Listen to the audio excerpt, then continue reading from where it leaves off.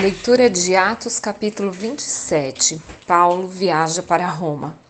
Ficou resolvido que devíamos embarcar para a Itália.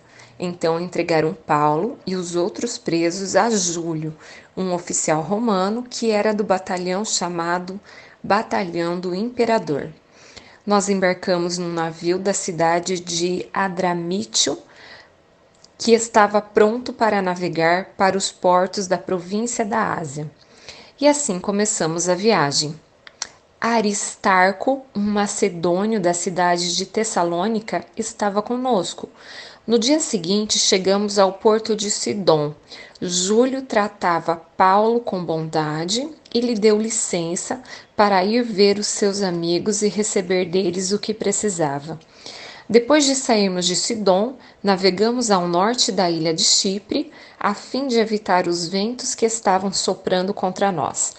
Atravessamos o mar em frente ao litoral da região da Cilícia e província da Panfilha e chegamos a Mirra, uma cidade da província da Lícia. Ali o oficial romano encontrou um navio da cidade de Alexandria, que ia para a Itália, e nos fez embarcar nele. Navegamos bem devagar, vários dias, e com grande dificuldade chegamos em frente da cidade de Cnido. Como o vento não nos deixava continuar naquela direção, passamos pelo cabo Salmona da ilha de Creta e seguimos pelo lado sul daquela ilha, o qual é protegido dos ventos.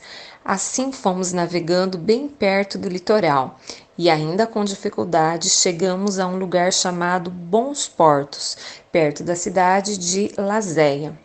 Ficamos ali muito tempo e tornou-se perigoso continuar a viagem porque o inverno estava chegando. Então Paulo avisou: Homens, estou vendo que daqui para diante a nossa viagem será perigosa.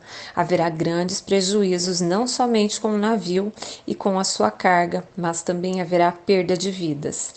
Mas o oficial romano tinha mais confiança no capitão e no dono do navio do que em Paulo. O porto não era bom para passar o inverno, por isso a maioria achava que devíamos sair dali e tentar chegar a Fênix. Essa cidade é um porto de Creta que tem um lado para o sudoeste e o outro para o noroeste, e eles achavam que poderíamos passar o inverno ali. A tempestade no mar. Começou a soprar do sul um vento fraco e por isso eles pensaram que podiam fazer o que tinham planejado. Levantamos âncora e fomos navegando o mais perto possível do litoral de Creta. Mas de repente, um vento muito forte chamado Nordeste veio da ilha e arrastou o navio de tal maneira que não pudemos fazer com que ele seguisse na direção certa. Por isso desistimos e deixamos que o vento nos levasse. Para escaparmos do vento, passamos ao sul de uma pequena ilha chamada Cauda. Ali, com muita dificuldade, conseguimos recolher o bote do navio. Os marinheiros levantaram o bote para dentro do navio e amarraram o casco do navio com cordas grossas. Estavam com medo de que o navio fosse arrastado para os bancos de areia que ficam perto do litoral da Líbia. Então desceram as velas e deixaram que o navio fosse levado pelo vento. E a terrível tempestade continuou. No dia seguinte, começaram a jogar a carga no mar. E no outro dia, os marinheiros, com as próprias mãos, jogaram no mar uma parte do equipamento do navio. Durante muitos dias não pudemos ver o sol nem as estrelas e o vento continuava soprando forte. Finalmente perdemos toda a esperança de nos salvarmos. Fazia muito tempo que eles não comiam nada. Então Paulo ficou de pé no meio deles e disse: Homens, vocês deviam ter dado atenção ao que eu disse e ter ficado em Creta, e assim não teríamos tido toda essa perda e este prejuízo. Mas agora peço que tenham coragem. Ninguém vai morrer, vamos perder somente o navio. Digo isso porque, na noite passada, um anjo do Deus a quem pertenço e sirvo apareceu a mim e disse: Paulo, não tenha medo. Você precisa ir até a presença do imperador. E Deus, na sua bondade, já lhe deu a vida de todos os que estão viajando com você. Por isso, homens, tenham coragem. Eu confio em Deus e estou certo de que Ele vai fazer o que me disse. Porém, vamos ser arrastados para alguma ilha. 2 semanas depois, à noite, continuávamos sendo levados pela tempestade no mar Mediterrâneo. Mais ou menos à meia-noite, os marinheiros começaram a sentir que estávamos chegando perto da terra. Então jogaram no mar uma corda com um peso na ponta e viram que a água ali tinha 36 metros de fundura. Mais adiante, tornaram a medir e deu 27 metros. Eles ficaram com muito medo de que o navio fosse bater contra as rochas. Por isso, jogaram 4 âncoras da parte de trás do navio e oraram para que amanhecesse logo. Aí os marinheiros tentaram escapar do navio. Baixaram o bote no mar, fingindo que iam jogar âncoras da parte da frente do navio. Então Paulo disse ao oficial romano e aos soldados: se os marinheiros não ficarem no navio, vocês não poderão se salvar.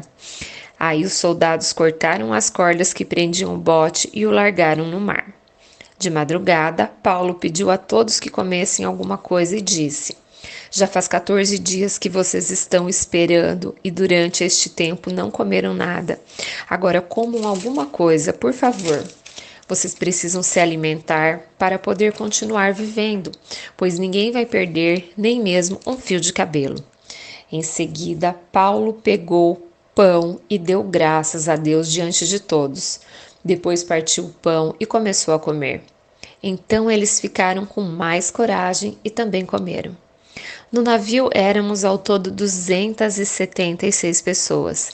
Depois que todos comeram, jogaram o trigo no mar para que o navio ficasse mais leve. Todos chegam sãos e salvos. Quando amanheceu, os marinheiros não reconheceram a terra, mas viram uma baía onde havia uma praia. Então resolveram fazer o possível para encalhar o navio lá. Eles cortaram as cordas das âncoras e as largaram no mar e desamarraram os lemes. Em seguida, suspenderam a vela do lado dianteiro para que pudessem seguir na direção da praia. Mas o navio bateu num banco de areia e ficou encalhado. A parte da frente ficou presa e a de trás começou a ser arrebentada pela força das ondas. Os soldados combinaram matar todos os prisioneiros para que nenhum pudesse chegar até a praia e fugir. Mas o oficial romano queria salvar Paulo e não deixou que fizessem isso. Pelo contrário, mandou que todos os que soubessem nadar fossem os primeiros a se jogar na água e a nadar até a praia. E mandou também que os outros se salvassem segurando-se em tábuas ou em pedaços do navio. E foi assim que todos nós chegamos à terra, sãos e salvos.